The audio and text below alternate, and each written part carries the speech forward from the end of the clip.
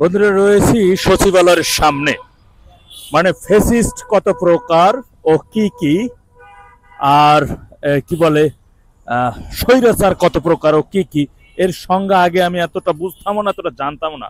কিন্তু ডক্টর ইউনূস সরকার আসার পরে ফেসিস্ট এবং স্বৈরাচার এটা কত প্রকার, কি কি এবং কোন কোন বিষয়গুলোকে ফ্যাসিস্ট বলা হয়, সেই বিষয়গুলো খুব হারে হারে দেখতেছি এবং সেটা সচক্ষে এখন অনুভূত হইতেছে। আপনারা জানেন যে সরকারি চাকরিতে যারা কর্মরত আছে এদের কোনো বিনা নোটিশে, মানে এদিকে তো ডান থেকে বাম দিক করা পর্যন্ত এদের চাকরি থেকে অব্যাহতি দিতে পারবে, কোনো ধরনের কোনো তদন্ত হবে না। আর এজন্য তাদেরকে যে মানে এই সেই বিষয়ে যে তুমি অকাম করছো কিনা আত্মপক্ষ সমর্থনেরও কোনো সুযোগ থাকবে না।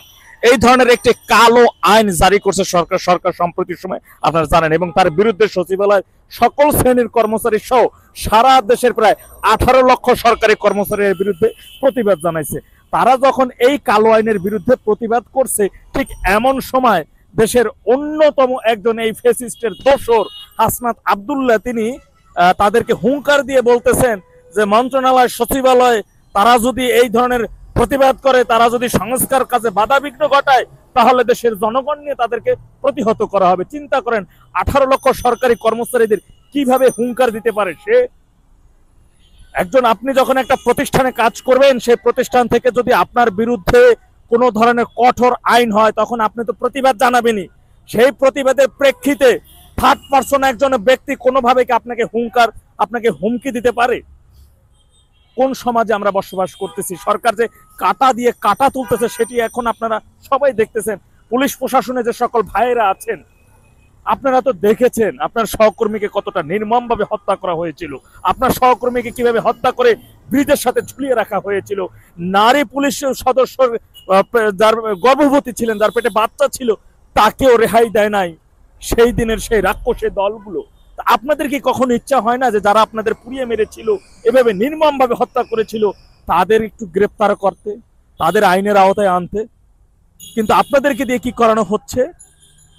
কে স্নাইপারের গুলিতে মারা গেছে নাকি পুলিশের গুলিতে মারা গেছে সেই বিষয়ে ময়না তদন্ত না করে আপনাদের দিয়েই কিন্তু তাদেরকে কে হুমকি দিচ্ছে, তাদেরকে গ্রেপ্তার করা, অর্থাৎ কাটা দিয়ে কাটা তুলতেছে। আবার আপনাকে, যাতে যেমন আপনি ওদের কথা না শুনলে এই সরকারি বিধিনিষেধ বা চাকরির বিধিনিষেধ বা সিনিয়র কর্মকর্তার কথা না শোনার কারণে তাকে অব্যাহতি দেওয়া হলো। এ ধরনের কোনো নিয়মের তোয়াক্কা নাই, কোনো ধরনের কোনো সরকারি নিয়মের যে আগে যে নিয়ম কানুন ছিল, যে তদন্তের বিষয় ছিল, তার কোনো কিছু করবে না। এটি একটি কালো আইন। সুতরাং আমি দেশের সকল আপামর সকল সরকারি কর্মচারীদের উদ্দেশ্যে একটা কথাই বলবো, আপনারা প্রজাতন্ত্রের কর্মচারী, আমলা। সুতরাং রাষ্ট্রের কর্মচারী হিসেবে আমি আপনাদের পাশে আছি। দেশের 18 কোটি জনগণ আপনাদের সাথে আছে, এই কালো আইনের বিরুদ্ধে আছে। কারণ এটা কোনোভাবেই দেশের জনগণ মেনে নিবে না। তাই আমি সচিবালয়ের সামনে থেকে আপনাদের সাথে একাত্মতা প্রকাশ করছি, সেই সাথে দেশের 18 কোটি জনগণ আপনাদের সাথে আছে। আপনারা আপনাদের ন্যায্য দাবির সাথে এগিয়ে যান অবিচল ভাবে। পুলিশ প্রশাসন ভাইদের কাছে অনুরোধ করব, আমিও জুলাই আগস্টের গণহত্যার বিচার চাই। যারা হত্যা হয়েছে তাদের বিচার চাই। আসলে তাদেরকে কে হত্যা করেছে?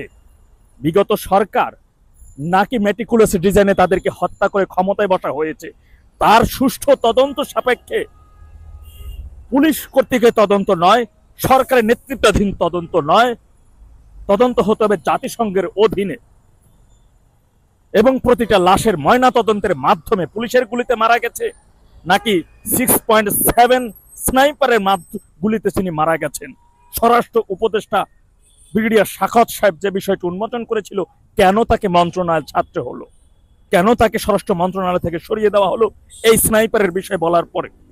সুতরাং আমি আপনাদেরকে বলবো, আমিও সকল হত্যার বিচার চাই, সুষ্ঠু তদন্তের, নিরপেক্ষ তদন্তের, জাতিসংঘের মাধ্যমে তদন্তের মাধ্যমে সকল হত্যার বিচার চাই। সর্বোপরি আপনারা সরকারের এই সরকারি কর্মচারীদের চাকরিচ্যুত করার জন্য, বিনা নোটিশে চাকরিচ্যুত করার যে কালো আইন, সেই কালো আইনের বিরুদ্ধে আপনাদেরকে রুখে দাঁড়াতে হবে, আমাদের রুখে দাঁড়াতে হবে। আপনাদের পাশে দেশের 18 কোটি জনগণ আছে।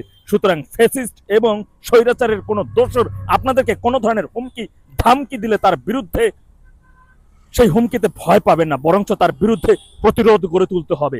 এখন বেঁচে থাকতে হলে আপনাদেরকে অবশ্যই প্রতিরোধ গড়ে তুলতে হবে, প্রতিবাদ করতে হবে। কোনো ধরনের হুঙ্কারে, কোনো ধরনের মব জাস্টিসকে ভয় পাওয়া যাবে না। যারা মব ঘটাতে আসবে ওরাই যেন মবের শিকার হয়, সেজন্য নিজেকে প্রস্তুত রাখতে হবে, প্রস্তুত থাকতে হবে। আল্লাহ সবাইকে সঠিক বুঝদান করুন, ফিরে যাওয়া না। আলহামদুলিল্লাহ রব্বিল আলামিন। আসসালামু আলাইকুম ওয়া রাহমাতুল্লাহ।